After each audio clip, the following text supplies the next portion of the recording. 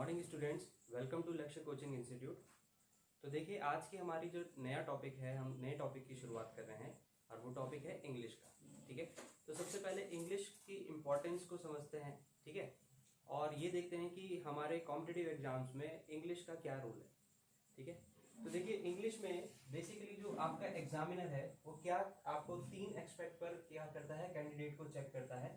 First is reading expect. ठीक है, अगर आप रीड प्रॉपरली कर सकते हो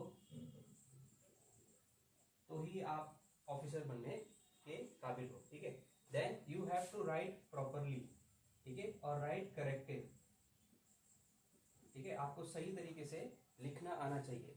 and next is you have to understand English clearly. ठीक है, तो इन 3 एक्सपेक्ट पर क्या करता है एग्जामिनर, हमको चेक करता है। ठीक है, अब जो हमारा सिलेबस है, ठीक है, जो सिलेबस है वो किन तरीके से पूछा जाता है या क्वेश्चंस किस तरीके से आते हैं।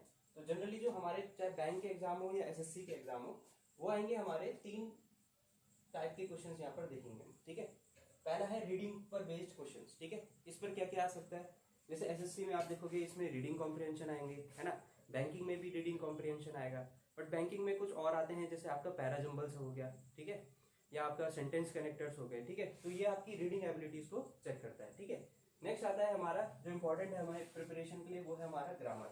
अब ग्रामर का क्या है, ग्रामर का रोल जो है वो थोड़ा सा ये मान के चलिए कि थोड़ा सा कॉम्प्लेक्स रोल है, क्योंकि ग्रामर आपको इंग्लिश को समझने में भी हेल्प करेगा।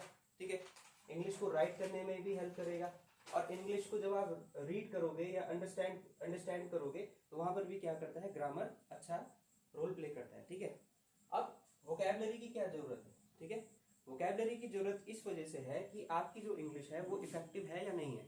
ठीक है, अगर आप सिंपल वर्ड्स के थ्रू अगर इंग्लिश को यूज कर रहे हो, तो जो हमारी जब हम ऑफिस में जाते हैं, है ना, या फिर हम जब वर्किंग में जाते हैं, बैंक की जॉब हो या एसएससी के द्वारा हमको कोई भी जॉब मिली हो, तो वहां पे जो हमारी फॉर्मल इंग्लिश जो होगी वो इफेक्टिव होनी चाहिए। ठीक है, इसी चीज को समझते हुए एग्जामिनर हमारी वोकैबलरीज को भी क्या करता है, एग्जामिन करता है हमारे कॉम्पिटिटिव एग्जाम्स के थ्रू। ठीक है, तो इन 3 चीजों पर हमारे क्वेश्चंस कॉम्पिटिटिव एग्जाम्स में आते हैं। ठीक है, अब थोड़ा सा एक डिफरेंस देखते हैं कि बैंक की इंग्लिश में और एसएससी की इंग्लिश में क्या मेन अंतर है। ठीक है, तो देखो अंतर काफी ज्यादा है। फर्स्ट ऑफ ऑल, जो बैंकिंग की जो इंग्लिश है वो ज्यादा है आपकी किसकी तरफ, अंडरस्टैंडिंग की तरफ ज्यादा फोकस करती है। ठीक है, अब इंग्लिश जो हमारी एसएससी की है वो किस तरफ फोकस करेगी, वो जनरली फोकस करेगी इंग्लिश के नॉलेज की तरफ। ठीक है, आपके पास कितना डीप नॉलेज है, बस इस चीज को समझेगी। ठीक है, तो दोनों अपने आप में अलग तरीके से पेपर की फॉर्मेशन को बनाते हैं। ठीक है, प्री के आप बात करो तो बैंकिंग में 30 क्वेश्चंस आते हैं हमारे पास प्री के। ठीक है, वहीं एसएससी में हमारे पास 25 क्वेश्चंस आते हैं, जिनकी मार्क्स कितने होंगे, 50 मार्क्स का हमारा सेक्शन बन जाएगा। ठीक है, मेंस की बात करें तो मेंस में हमारे पास 35 क्वेश्चंस आते हैं, बट इसकी जो मार्क्स जो हमको मिलती है वो कितने मिलती है, 40 मार्क्स का यहाँ पर पेपर आता है। एसएससी में यही पेपर मेंस का बहुत ज्यादा मार्क्स का बन जाता है, दैट इज 200 मार्क्स। ठीक है, 1 मार्क्स फॉर एवरी 1 क्वेश्चन। ठीक है, तो 200 मार्क्स का हमारा एसएससी का मेंस का पेपर यहाँ पे आता है।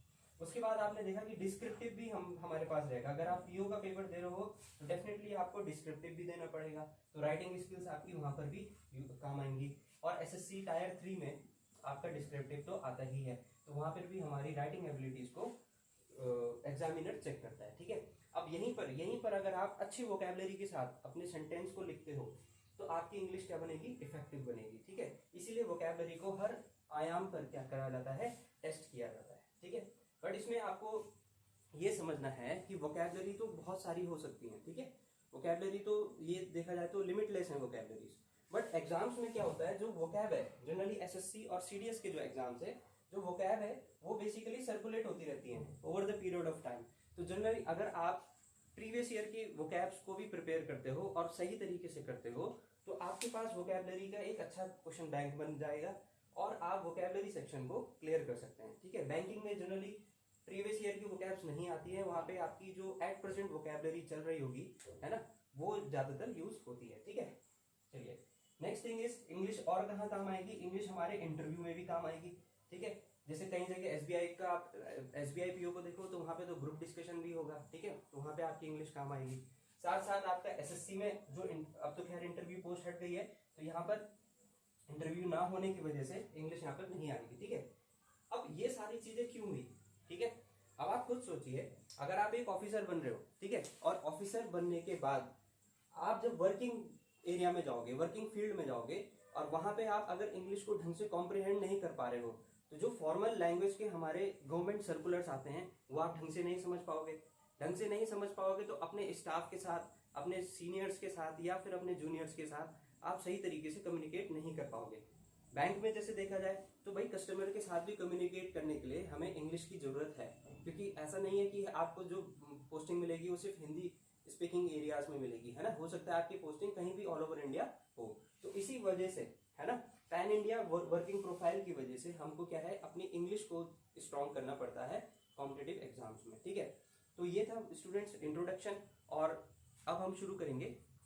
ओके स्टूडेंट्स, तो देखिए अभी हमने इंग्लिश की इंपॉर्टेंस को डिस्कस किया, ठीक है। अब हम थोड़ा सा ये देखते हैं कि जिन 3 डायमेंशंस में स्टूडेंट्स को चेक किया जाता है कॉम्पिटिटिव एग्जाम्स में, उसमें टाइप ऑफ क्वेश्चंस कौन कौन से आते हैं, ठीक है। तो देखिए रीडिंग बेस्ड काफी सारे क्वेश्चंस आते हैं, बट मोस्ट प्रोमिनेंट जो है आपके वो है रीडिंग कॉम्प्रिहेंशन, ठीक है। इसमें सभी काफी स्टूडेंट्स को प्रॉब्लम्स रहती है। पैरा जंबल्स आते हैं हमारे, ठीक है, और आपकी क्लोज टेस्ट भी क्या है, समहाउ रीडिंग पर ही बेस्ड है, ठीक है। वैसे इसमें वोकैबुलरी का भी यूज है, इसमें ग्रामर का भी यूज है, बट अगर आपकी रीडिंग अच्छी होगी तो फिर भी आप क्लोज टेस्ट को इंडिविजुअल रीडिंग में लगभग 80 to 90% आप क्लोज टेस्ट हमसे सॉल्व कर सकते हो अगर आपकी रीडिंग अच्छी है। ग्रामर की बात करें तो जैसे मैंने कहा कि ग्रामर का फंक्शन तो सब जगह यूज होगा, है ना। राइटिंग में भी आएगा, आपकी इंग्लिश को अंडरस्टैंड करने में भी आएगा, आपकी रीडिंग एबिलिटी पर भी आएगा, कॉम्प्रिहेंशन में, कॉम्प्रिहेंड करने में भी आएगा। तो ग्रामर में बहुत सारे टाइप के क्वेश्चन बनते हैं, जैसे सेंटेंस कनेक्टर्स आते हैं, ठीक है, या फिर आपका पार्ट्स ऑफ स्पीच पर क्वेश्चन आ सकते हैं, ठीक है, नरेशन पर क्वेश्चन आते हैं, वॉइसेस पर क्वेश्चन आते हैं, और टेंस पर क्वेश्चन देखे जाते हैं, ठीक है। नेक्स्ट इज वोकैबुलरी, जो कि धीरे धीरे डेवलप होगी, ठीक है। वोकैबुलरी में आपके जैसे एंटोनिम्स हो गए, सिनोनिम्स हो गए, वन वर्ड सब्स्टिट्यूशंस हो गए, फ्रेजेस हो गए, और इडियम्स हो गए, ठीक है। तो ये एक जनरल सिलेबस टाइप का हमने यहाँ पे बनाया है, जिससे कि हमें पता चले कि हाँ भाई कौन कौन से सेक्शंस में हमारे इंग्लिश को रखा जा सकता है, ठीक है। टाइप ऑफ क्वेश्चंस कैसे कैसे रखे जा सकते हैं। तो अभी हम शुरुआत करेंगे ग्रामर से, ठीक है। और ग्रामर में जो हम फर्स्ट थिंग पढ़ेंगे वो हम पढ़ेंगे टेंस को, ठीक है। क्यों टेंस को समझेंगे, क्योंकि टेंस में जो मेन जो काम है टेंस का, या जो मेन चीज जो जिससे टेंस बनता है वो है हमारी वर्ब। अगर हम उसको समझ जाएंगे तो हमारे अभी तक जितने भी डाउट हो रखे हैं वो सारे के सारे क्लियर होना शुरू हो जाएंगे, ठीक है। टेंस के बाद हम देन आएंगे किस पर, पार्ट्स ऑफ स्पीच पर, ठीक है। Thank you. ओके स्टूडेंट्स, तो फर्स्ट टॉपिक जो है वो है आज हमारा टेंस, ठीक है। अब देखो टेंस को समझने से पहले अगर हम ये समझें कि टाइप ऑफ सेंटेंस कौन कौन से होते हैं, तो ही हम टेंस को ढंग से समझ पाएंगे, ठीक है। तो टेंस में जो वैसे तो बेसिकली इंग्लिश में जो टाइप ऑफ सेंटेंस होते हैं वो कौन कौन से होते हैं उनको समझते हैं। पहला होता है हमारा असर्टिव सेंटेंस, ठीक है। असर्टिव मतलब सिंपल सेंटेंस होते हैं। इसमें आते हैं हमारे एक तो अफर्मेटिव और एक नेगेटिव सेंटेंस। अफर्मेटिव सेंटेंस मतलब जो पॉजिटिव सेंटेंस होता है, ठीक है। ये सिंपलेस्ट फॉर्म होती है सेंटेंस की। कैसे होगी, क्योंकि इसमें क्या होगा, सब्जेक्ट, वर्ब और ऑब्जेक्ट यहाँ पर इस तरीके से लिखा जाएगा, ठीक है। अब वर्ब की बहुत ज्यादा इंपॉर्टेंस है इंग्लिश में, ठीक है, उसको भी देखते हैं। अब देखो हिंदी में हम क्या कहते हैं, जैसे मान लीजिए मैंने कहा राम खाना खाता है, ठीक है। तो राम क्या है, सभी को पता है कि राम एक सब्जेक्ट है, क्योंकि जो काम कर रहा है वही तो सब्जेक्ट है। खाना क्या है, खाना है तो ऑब्जेक्ट है, क्योंकि जिस पर काम हो रहा है वो क्या है, ऑब्जेक्ट है। खाता क्या है यहाँ पे, खाता इज वर्ब, जो काम किया जा रहा है। राम खाना खाता है, तो इसका मतलब subject then object then verb. और फिर यहाँ पे एक ऐसा शब्द है जिससे हमें पता चलता है टेंस के बारे में, क्लियर है ना, कि वो काम किस समय हुआ, ठीक है। अब इंग्लिश में अगर हम इसको करें तो हम क्या बोलेंगे, राम ईट्स फूड, ये बोलेंगे, राम ईट्स फूड। तो यहाँ पे राम क्या हो गया, सब्जेक्ट, यहाँ पे क्या आ गया, वर्ब, और ये क्या है, ऑब्जेक्ट। तो सबसे मेन जो डिफरेंस है समझने का, इन एफर्मेटिव सेंटेंस जो हिंदी है, हिंदी में क्या होता है, सब्जेक्ट आता है, फिर ऑब्जेक्ट आती है, फिर वर्ब आती है, ठीक है, जो बेसिक स्ट्रक्चर है।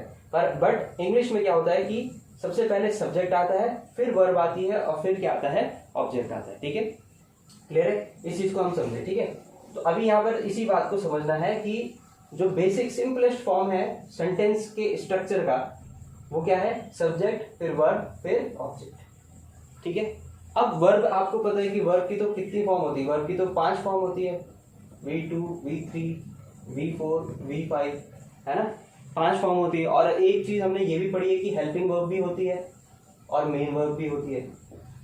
ठीक है, वैसे तो वर्ब बहुत सारी होती है, बट फिलहाल अभी हम इन चीज को लेकर चलते हैं। तो हमको ये पता है कि वर्ब में वर्ब के 2 हिस्से होते हैं, एक तो हेल्पिंग वर्ब और एक क्या होती है, मेन वर्ब। तो यहाँ पर ये जो वर्ब है ये किससे रिप्लेस कर सकते हैं हम, ये वर्ब हम रिप्लेस कर सकते हैं हेल्पिंग वर्ब और मेन वर्ब से। ठीक है, हेल्पिंग वर्ब हमेशा सब्जेक्ट के बाद आती है। ठीक है, तो ये एक सिंपल सा हमारा सेंटेंस का स्ट्रक्चर हुआ। ठीक है, नेगेटिव सेंटेंस जब भी बनेगा तो वहां पे आपका क्या आ जाएगा, सब्जेक्ट आ जाएगा, देन हेल्पिंग वर्ब, फिर नो या नेगेटिव वर्ड जो भी आएगा, नॉट लिख लेते हैं फिलहाल, फिर मेन वर्ब और फिर ऑब्जेक्ट। ठीक है, तो अफर्मेटिव से जब भी हम नेगेटिव बनाते हैं तो जो नेगेटिव वर्ड है नॉट का, वो कहाँ पे आता है, हेल्पिंग वर्ब और मेन वर्ब के ठीक बीच में आता है। ठीक है, तो ये थे हमारे first part of sentence, that is known as assertive sentence.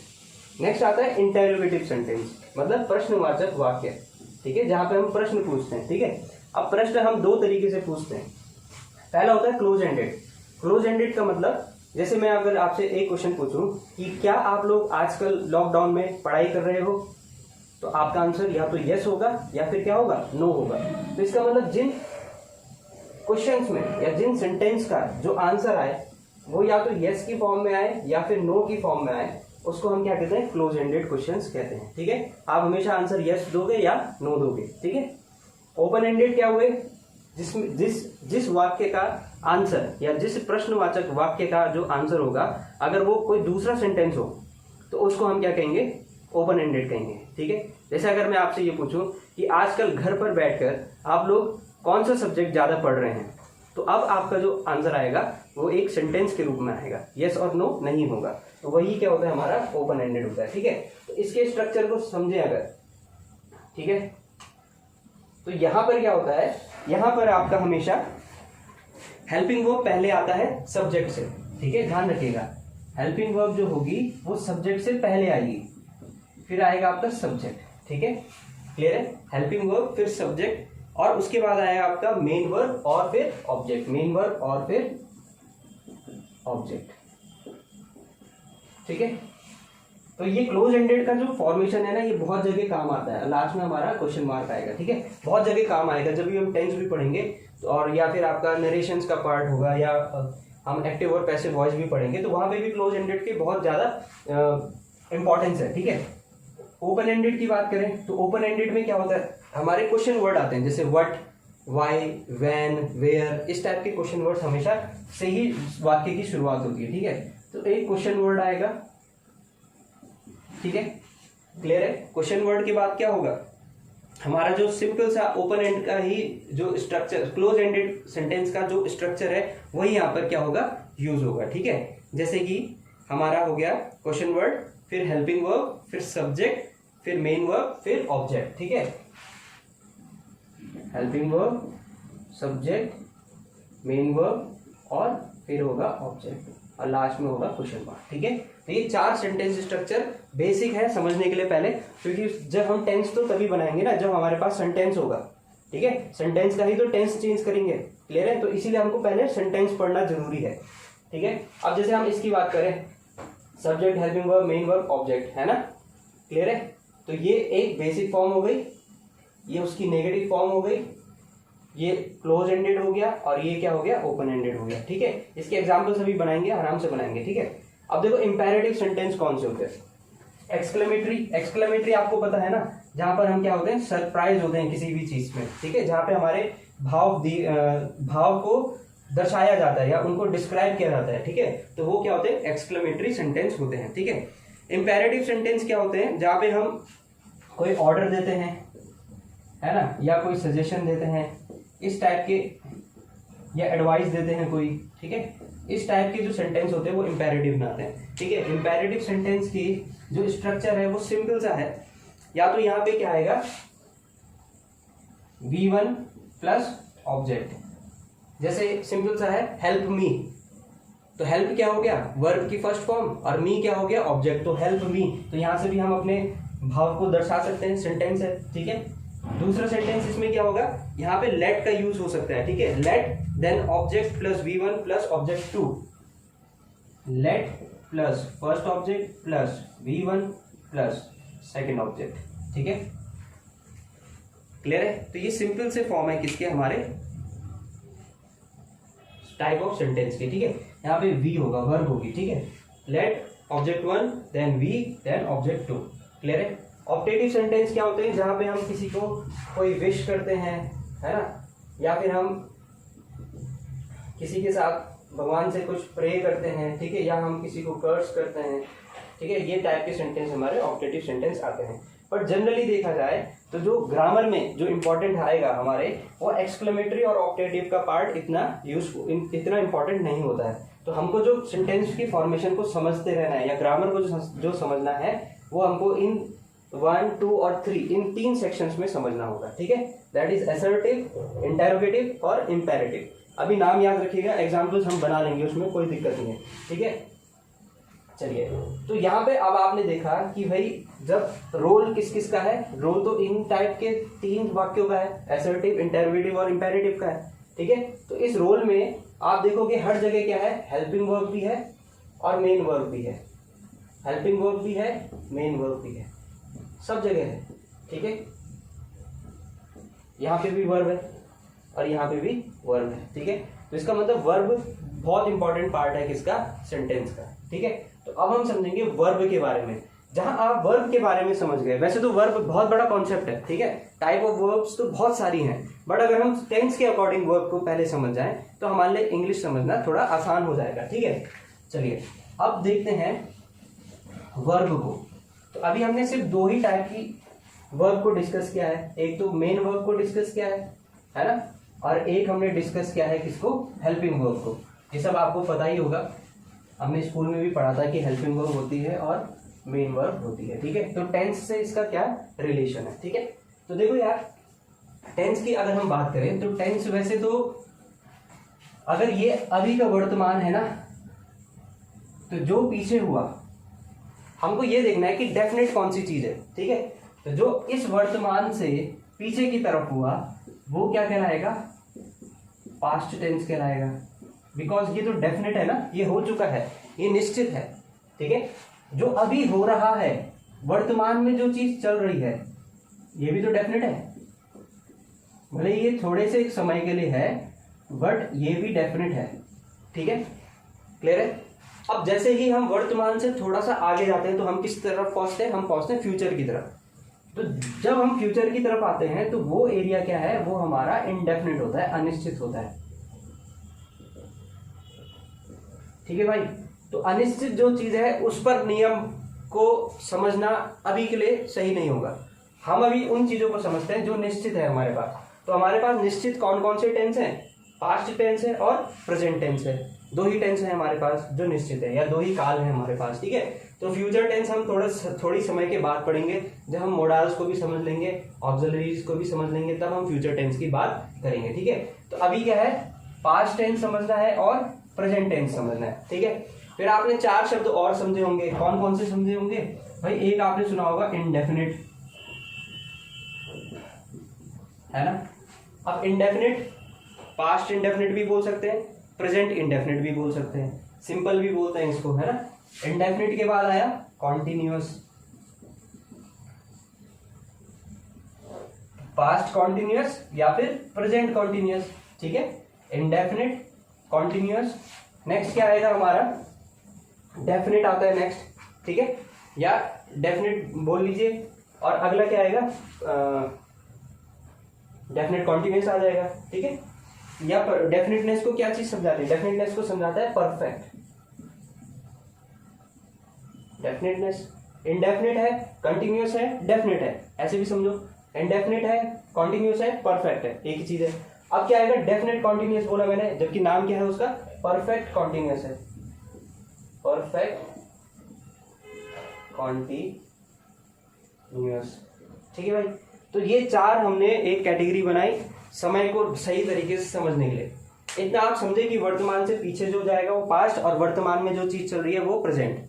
ठीक है, और ये जो इंडेफिनिट हुआ फ्यूचर वाली चीज तो क्या हो गई, इंडेफिनिट हो गई, तो उसको अभी हम ढंग से नहीं समझेंगे। ठीक है, वो हम बाद में समझेंगे फ्यूचर टेंस को। ठीक है, फिलहाल हम दो टेंस पर ही हैं। फिर हमने ये बोला अब इस समय को और ज्यादा अच्छे तरीके से कैसे समझे, तो हमने चार और सब टेंस बोल लो या कुछ भी बोल लो, चार कैटेगरी हमने बनाई, जो क्या हुई, इंडेफिनिट, कॉन्टिन्यूस, परफेक्ट और परफेक्ट कॉन्टिन्यूस भी।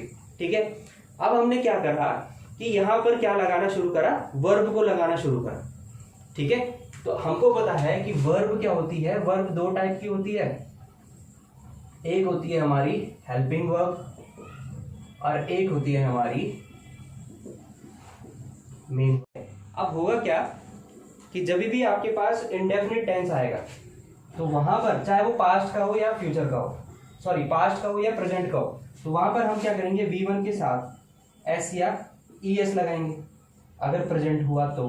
ठीक है, पास्ट होगा तो यहाँ पे क्या आ जाएगा आपका, V2 आपका आ जाएगा। ठीक है, कॉन्टिन्यूस कैसे समझाता है, कॉन्टिन्यूस समझाता है V1 के साथ ING लगाना। ठीक है, कॉन्टिन्यूस को दर्शाता है। ये दो अगर मैंने एक ही लिखा है तो इसका मतलब दोनों केस में, पास्ट में भी और प्रेजेंट में भी V1 प्लस ING ही आएगा। ठीक है, नेक्स्ट क्या है, परफेक्टनेस। तो एक चीज का ध्यान रखना भाई, परफेक्टनेस मतलब जो काम हो चुका है, परफेक्ट वही तो है ना, जो चीज हो चुकी है वही तो निश्चित है। तो परफेक्टनेस हमेशा शो करती है V3, चाहे आपका प्रेजेंट हो या पास्ट हो। क्लियर भी। अब परफेक्ट कॉन्टिन्यूस आना है, अब आप लगाओ तो कुछ दिमाग लगाइए, परफेक्ट भी आना है और कॉन्टिन्यूस भी आना है। तो यहाँ पर हम क्या करते हैं, यहाँ पर हम करते हैं been plus V1 plus ING, दोनों के दोनों फॉर्म में हम, चाहे प्रेजेंट हो या पास्ट हो। ठीक है, अभी फिलहाल इतना आप समझिए। ठीक है, अब बात आती है कि ये बीन कहाँ से आया। ठीक है, देखो जो चीज आपको ये चीज समझ आई, ये मेन वर्ब के अरेंजमेंट को समझाया हमने। अगर इंडेफिनिट टेंस होगा, अगर पास्ट प्रेजेंट का हुआ, किसका, प्रेजेंट का हुआ, तो V1 के साथ S या ES। अगर पास्ट हुआ तो क्या लगेगा, V2 लगेगा। कॉन्टिन्यूस हुआ तो V1 प्लस ING दोनों टेंस में लगेगा। परफेक्ट है तो V3 ही लगेगा हमेशा। परफेक्ट कॉन्टिन्यूस है तो been plus V1 plus ING ही यहाँ पर यूज होगा। क्लियर है। चलिए अब देखो, अगर अब प्रश्न आता है कि ये बीन कहां से आया। ठीक है, इतना आप नोट कीजिएगा इसको जरूर, क्योंकि थोड़ी देर में हम फिर से इस पर आएंगे। ठीक है, अब देखो एक चीज का ध्यान रखो, हेल्पिंग वर्ब कौन कौन सी होती है। ठीक है, बेसिकली हेल्पिंग वर्ब होती है सिर्फ तीन, जिनको हम प्राइमरी वर्ब भी कहते हैं। एक होती है डू, एक होती है बी और एक होती है हैव। बस इन्हीं का खेल है। ठीक है, डू बी और हैव का खेल है मेन। ठीक है, तो डू बी हैव में अगर हम फॉर्म ऑफ वर्ब बनाए, ठीक है, इतना समझे, मेन वर्ब तो कुछ भी हो सकती है ना, खाना मतलब eating, sleep, drink, play, swim, ये सारे की सारी क्या है, मेन वर्ब है। पर जो हेल्पिंग वर्ब होती है वो सिर्फ तीन होती है, दैट इज डू, बी और हैव। ठीक है, अब हम समझते हैं फॉर्म्स ऑफ वर्ब को। वर्ब की कितनी फॉर्म हमने देखी है। ठीक है, ठीक है, अगर मैं फॉर्म ऑफ वर्ब को बनाना की बात करूं, फॉर्म्स ऑफ वर्ब, तो वैसे बेसिकली फॉर्म होती हैं तीन, V1, V2, V3, तीन फॉर्म होती हैं। ठीक है, और इन्हीं तीन फॉर्म से आगे दो फॉर्म और बनती है जिसको हम बोलते हैं V4 और V5। ठीक है, अब V4 किसे कहते हैं, V4 हम कहते हैं जब V1 पर S या ES लगता है तो वो होता है V4। ठीक है, और V5 क्या होता है, जब V1 पर ING लगता है तो वो क्या होती है, V5 होती है। ठीक है, अब देखो यार इंग्लिश में ना बहुत ज्यादा कंफ्यूजन क्यों क्रिएट होता है। मेरा पर्सनल एक्सपीरियंस ये है कि जब हम इंग्लिश की शुरुआत करते हैं तो हमारा जो नॉलेज होता है हम उसको कंपेयर करना शुरू करते हैं जो नॉलेज सामने से मिल रहा है। ठीक है, और वहीं पर हम क्या हो जाते हैं, कंफ्यूज हो जाते हैं। ठीक है, आई नो आपकी क्या क्या यहाँ पे डाउट्स हो रहे होंगे। यहाँ पे आपका डाउट ये हो रहा होगा, सर प्रेजेंट पार्टिसिपल क्या हुआ, जेरेंट क्या हुआ। ठीक है, तो वो सारी बातें हम बाद में समझेंगे। ठीक है। फिलहाल अभी हम जब वर्ब की बात कर रहे हैं तो V1 प्लस ing क्या होती है, फिफ्थ फॉर्म ऑफ वर्ब होती है। तो जेरेंड और प्रेजेंट पार्टिसिपल में फर्क है, डिफरेंस है, वो हम आगे कभी जब टॉपिक आएगा उसमें डिस्कस करेंगे, ठीक है। क्लियर भी ये बात। तो इसका मतलब वर्ब की कितनी फॉर्म हुई, किसी भी वर्ब की, चाहे वो हेल्पिंग वर्ब हो चाहे वो मेन वर्ब हो, उसकी 3 बेसिक फॉर्म होती हैं, ठीक है। और ये जो 2 अलग से फॉर्म आई है वो किससे बनती है, V1 से ही बनती है, ठीक है।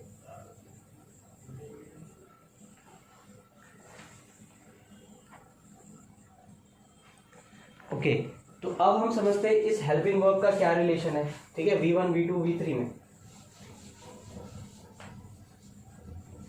देखो पहली हेल्पिंग वर्ब कौन सी थी, डू थी, ठीक है। तो इस डू की जो 3 फॉर्म्स होती है वो कौन कौन सी होती हैं, पहली होगी डू, दूसरी होगी डिड और तीसरी होगी डन। आप इनको नोट करते जाना, ठीक है, टेबल के साथ साथ, ठीक है। तो डू की कितनी फॉर्म हो गई, V1 V2 और V3, 3 फॉर्म हो गई, डू डिड और डन, ठीक है। वैसे ही बी, जब हम बी की बात करते हैं, आप इसको नोट करते जाइए साथ साथ, ठीक है। जब हम बी की बात करेंगे तो बी एकमात्र ऐसी प्राइमरी वर्ब है या बी एकमात्र ऐसी हेल्पिंग वर्ब है जिसकी फॉर्म तो 3 है ना, but maximum number of form इसकी बनती है। जैसे V1 में इसकी आएंगी, इज आएगा, एम आएगा, आर आएगा, ठीक है। V2 में क्या आएगा, वॉज और वर आएगा, ठीक है। V3 में क्या आएगा, बीन यहाँ पर यूज होगा, ठीक है। तो यहाँ पे जो बीन आया था वो क्या है, V3 को दिखा रहा है। मैंने आपसे कहा कि परफेक्टनेस क्या शो करेगा, हमेशा V3 शो करेगा, चाहे वो मेन वर्ब की हो या वो हेल्पिंग वर्ब की हो। बीन क्या है, it is V3 form of be form of verb, ठीक है। तो इसका मतलब ये जो परफेक्टनेस शो की V3 वाली, वो यहाँ पे हेल्पिंग वर्ब ने की, और V1 प्लस ing शो किया क्या शो करेगा, कॉन्टिन्यूटी को शो करेगा, ठीक है। इस चीज का ध्यान रखिएगा। तो ये जो बीन आया वो कहां से आया, ये V3 फॉर्म है किसकी, बी की। बी क्या है, एक प्राइमरी हेल्पिंग वर्ब है, या प्राइमरी वर्ब है या प्राइमरी हेल्पिंग वर्ब है, ठीक है। अब नेक्स्ट आता है हमारे पास हैव, ठीक है। तो हैव की कौन कौन सी फॉर्म हुई, आप इनको साथ साथ नोट करते जाना, क्योंकि लास्ट में जब मैं इनको एक साथ बताऊंगा तो तब आपके पास नोट्स होने चाहिए, ठीक है। हैव, देखो भाई हैव हुई, हैव की फर्स्ट फॉर्म क्या होती है, हैव की फर्स्ट फॉर्म हैव ही होती है, ठीक है, ठीक है। सेकंड फॉर्म होती है इसकी हैड, और थर्ड फॉर्म होती है इसकी हैड। क्लियर हुई बात। तो इसकी जो 3 फॉर्म हुई, हैव की, हैव, हैड और हैड, ये प्राइमरी वर्ब की हमने क्या रख ली, फॉर्म्स भी अपने पास रख ली, ठीक है। अब सेंटेंस स्ट्रक्चर की तरफ आते हैं, ठीक है। ये चीज क्लियर हुई। अब हम क्या करेंगे, हमारे पास क्या था, प्रेजेंट और पास्ट था, तो present indefinite, past indefinite, present continuous, past continuous, present perfect, past perfect, present perfect continuous, past perfect continuous. तो कितने कॉम्बिनेशन आए हमारे पास, टोटल 8 कॉम्बिनेशन आए। जब हम इन 8 कॉम्बिनेशन को समझ जाएंगे ना, तो आपके बहुत सारे डाउट यहीं पर क्या हो जाएंगे, क्लियर हो जाएंगे, ठीक है। आई होप आपको ये समझ आया होगा और आपने इस चीज को नोट भी किया होगा। नोट जरूर कीजिएगा, अदरवाइज आगे समझ में नहीं आएगा, ठीक है। चलो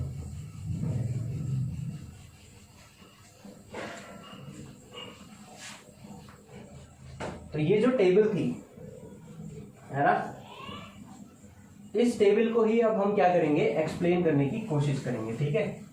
अब बताओ पहला टेंस कौन सा बनेगा, जो अभी हमने टेबल सीखी, 4 हमने सब कैटेगरी बनाई थी और 2 हमने टेंस समझे थे, प्रेजेंट और पास्ट। तो जो पहला बनेगा वो कौन सा बनेगा भाई, पहला बनेगा प्रेजेंट, कौन सा, इंडेफिनिट था ना यहाँ पे, प्रेजेंट इंडेफिनिट, ठीक है। या फिर हम इसको क्या कहते हैं, दूसरा नाम क्या है इसका दूसरा नाम है सिंपल प्रेजेंट। ये हमारी फर्स्ट कैटेगरी, ठीक है। अच्छा, एक चीज का ध्यान रखना, अब ये डू बी हैव जो है ना, डू बी हैव कैसे यूज हो रहे थे, जब हमने बोला था 3 है ना, डू है, बी है और हैव है, ये बस यही गेम है यहाँ पर, ठीक है। तो देखो होता क्या है, प्रेजेंट में हमेशा आपके पास क्या लगता है, डू की फर्स्ट फॉर्म लगती है, ठीक है। तो क्या लगेगी, डिड, क्लियर है।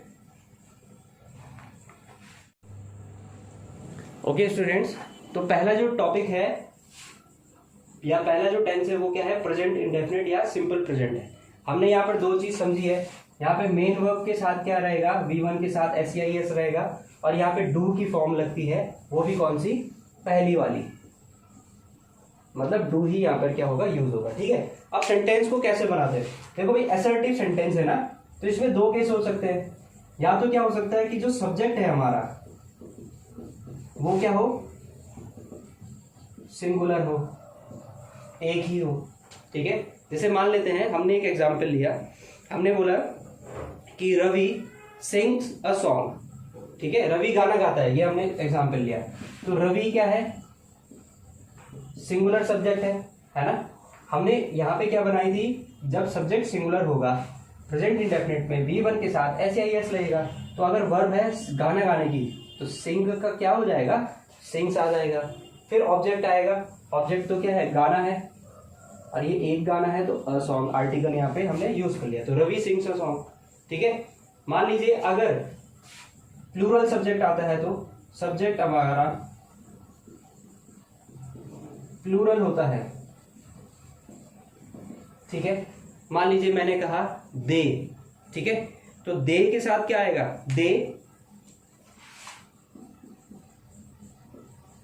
दे सिंग्स अ सॉन्ग आएगा। अब होगा क्या कि जब भी हमारे पास प्लूरल सब्जेक्ट आएगा ना, तो वर्ब के साथ जो एस या ईएस है ये हट जाएगा। ठीक है, तो प्लूरल सब्जेक्ट में क्या होता है, V1 ही यूज होता है, V1 के साथ S या ES यूज नहीं होता है। ठीक है, ध्यान रखिएगा।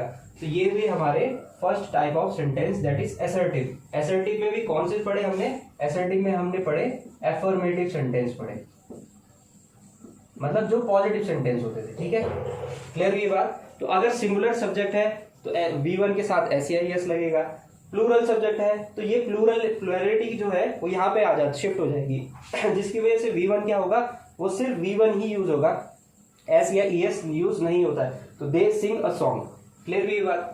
ठीक है, अब मान लो अगर मुझे नेगेटिव सेंटेंस बनाना है, असर्टिव होता था ना पहला, तो असर्टिव में एफर्मेटिव आता था। एफर्मेटिव में हमने दो केस रखे, पहला केस रखा जब सब्जेक्ट सिंगुलर होगा तो V1 के साथ SEIS, दूसरा रखा प्लूरल सब्जेक्ट के साथ, है ना, तो वहां पे SEIS नहीं लगता। अगर मान लो नेगेटिव सेंटेंस है, इन दोनों का नेगेटिव बनाएंगे। ठीक है, अगर हमारे पास नेगेटिव सेंटेंस आता है किस कैटेगरी में, प्रेजेंट इंडेफिनिट में, तो वहां पर क्या करेंगे, अब हमने सेंटेंस स्ट्रक्चर जो अभी कुछ समय पहले हमने पढ़ा था, वहां पे हमने क्या देखा था कि हेल्पिंग वर्ब और मेन वर्ब के बीच में नेगेटिव वर्ड आता है। ठीक है, तो यहाँ पे क्या आएगा, रवि। हेल्पिंग वर्ब क्या यूज होगी, डू यूज होगी, क्योंकि ये क्या है, इंडेफिनिट है। ठीक है, इसीलिए इंडेफिनिट में डू यूज होता है, रवि डू।